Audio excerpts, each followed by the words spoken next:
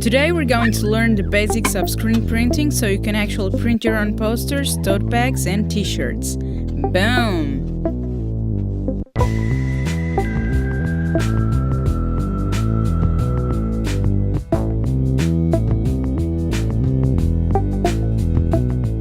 To get started, you'll need some sort of printing press and a few accessories. I'm using a bundle from Mechanica that includes everything you need to make your first prints.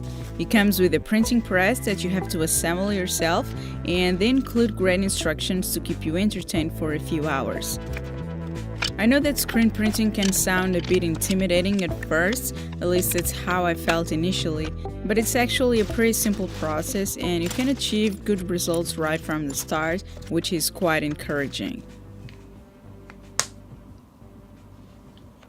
You can certainly make your own printing press from scratch, but it can also be really fun to just follow building instructions step by step once in a while. It's like building Lego, and what I love about it is that there's no decision making involved. Everything is pretty much determined, and there are no headaches and no problem solving, which sometimes is all I need. It's exciting and at the same time relaxing.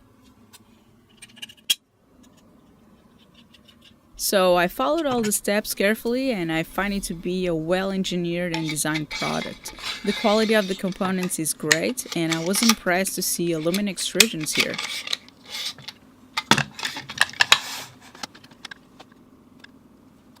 Mechanica also makes CNC machines, and interestingly enough, they also sell just the hardware kit and have downloadable 3D files available for those who want to CNC or cut their own wood parts to build a screen printing press.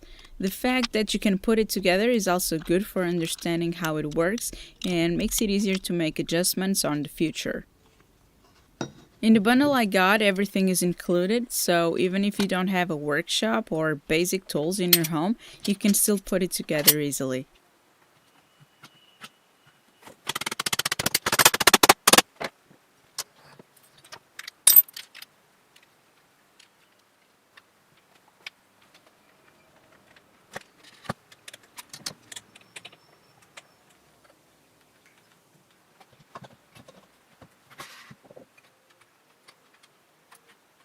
These beefy springs are what actually assists on rising and lowering the screen.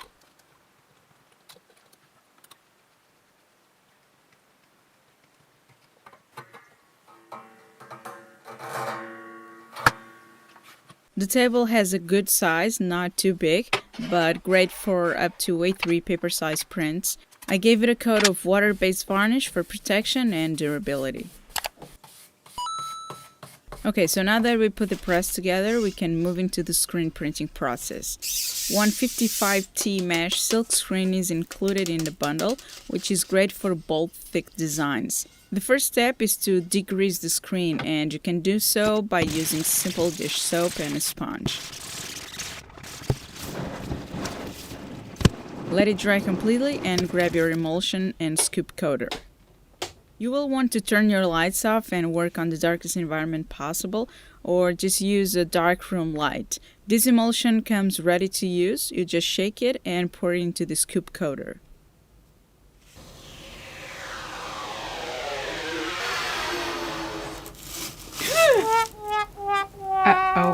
I did everything okay until the last bit where I should have inclined the screen and make it vertical.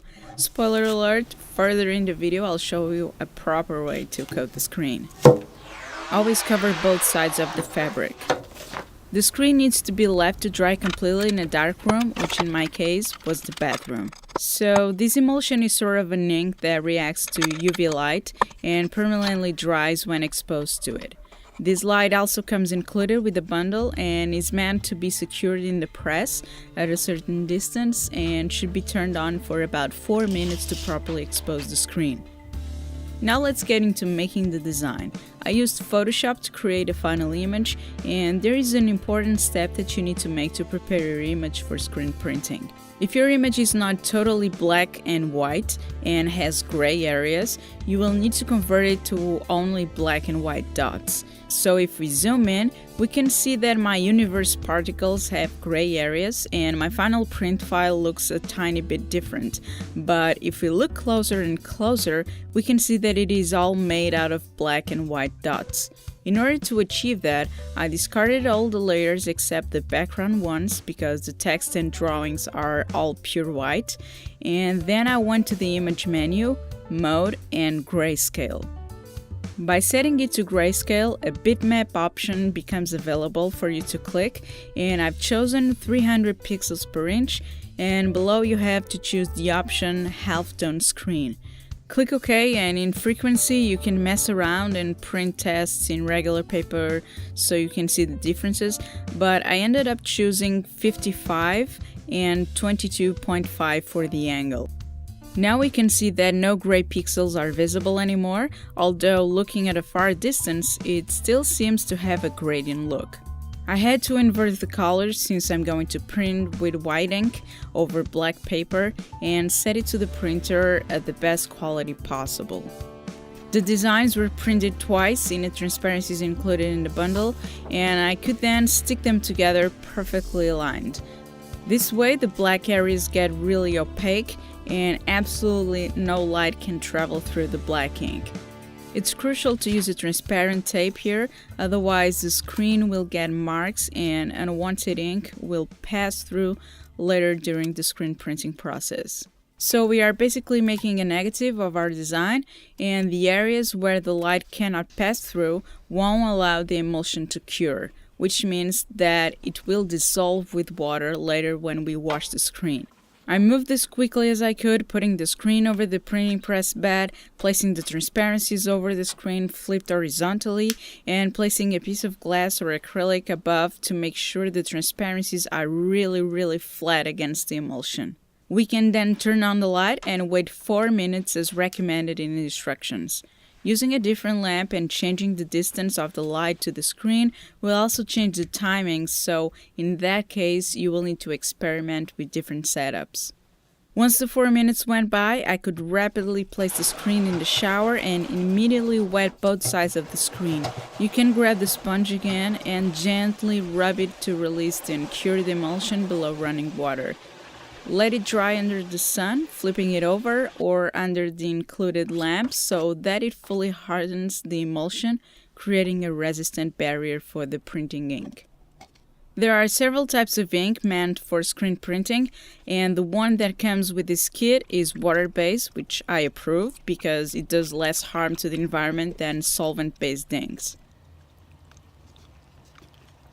To keep the paper or fabric from moving around while printing, you'll need to spray a little bit of glue over the bed and respray every 6 to 8 prints. I will now test the Universe print. The tool that makes this funny sound is called a squeegee, and the rubber edge is what actually and effectively pushes the ink through the fabric pores where the emulsion didn't fix. I printed over a random piece of paper that was not white just to prevent from messing up too much of the black card. We can see clearly that my design has too much detail for this particular screen mesh. It worked perfectly for the Get Hand Story logo, but for this kind of detail I need a mesh that has a higher thread count. Thankfully, I had some finer mesh in my storage, left over from a past project, and I ran into making a screen myself out of plywood. I did it very quickly with pocket hole joinery.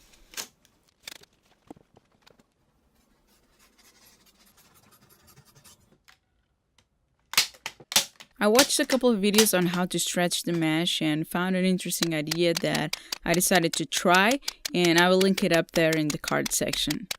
It consists in trapping the excess fabric in between two pieces of wood that have been covered with a non-slip drawer liner and pulling it very hard while stapling the whole perimeter. You are looking forward to a very bouncy surface.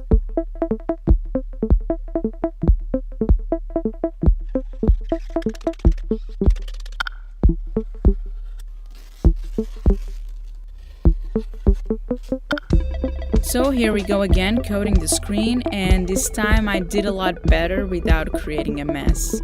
I left it to dry flat inside the bathroom with the door shut for about 2 hours. The remaining emulsion was put back inside a container and saved for a future project. I repeated the exposure process, and thankfully this one came out with a lot more detail due to the higher count thread in this fabric. It's like the amount of pixels on a 1080p or a 4K computer screen. More pixels per inch will give you more detail.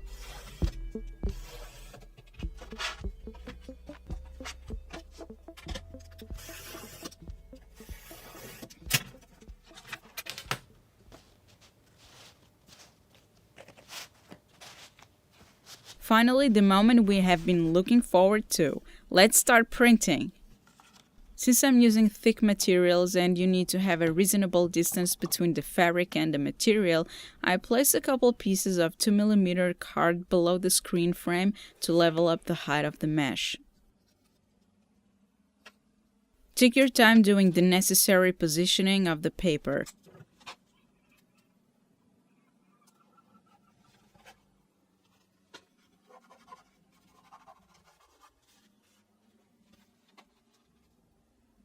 I thought it was a good idea to make a mark where the screen meets the press, just in case I need to remove it and put it back in the exact same place. A little bit of spray glue can be applied, and we can position the paper and spread the ink near the top of the screen above the image area.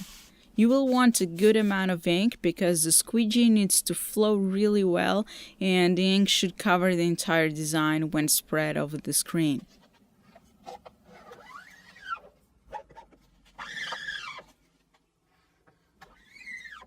You can make a second stroke if you feel like the first didn't come out as expected.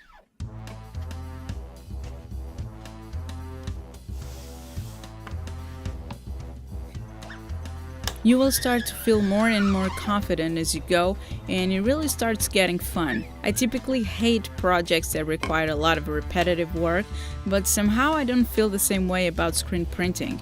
It's fairly quick and easy to do once you prepare everything, and it is really exciting to see the images popping out one after the other.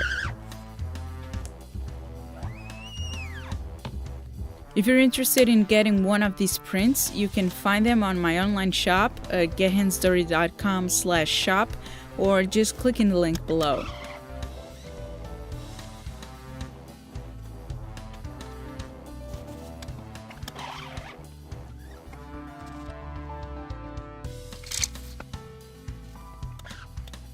Regarding the printing press, in my honest opinion, I think that it is sturdy, reliable, and easy to use.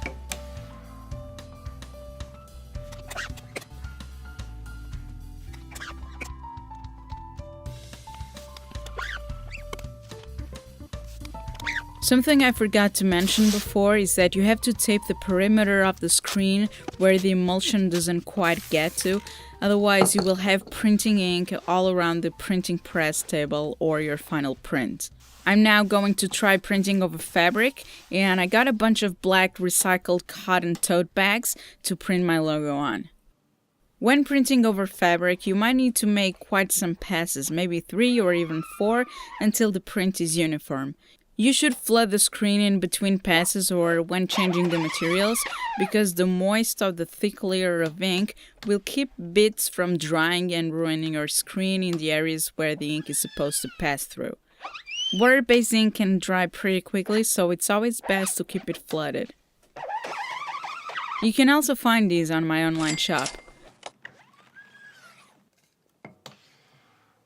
Since we want to be able to wash the bag or the t-shirt, sweatshirt, or whatever you're printing on, heat needs to be applied to cure the ink so it doesn't break easily or get washed away. I'm far from an expert, but from what I've experienced, I find it better to heat it after the uniforming stroke and then make a final pass and heat again so that the print gets really white. I just use a heat gun on a low to medium setting for about 1 minute. And I guess that's pretty much it. I would love to try new prints in the future, maybe testing other kinds of materials like wood or metal. I'd like to know if you'd be interested in this subject and if you want me to try different designs and create new products and posters with inspiring messages. Maybe adding more than one color to the print could also be fun. Let me know what you think and what kind of products you like to find in my online shop in the comments below. I'd like to give a big shout out to Mechanica as well as to all my Patreon members for supporting my work and making this video possible. Thanks everyone for watching and go get your hands dirty! Até já!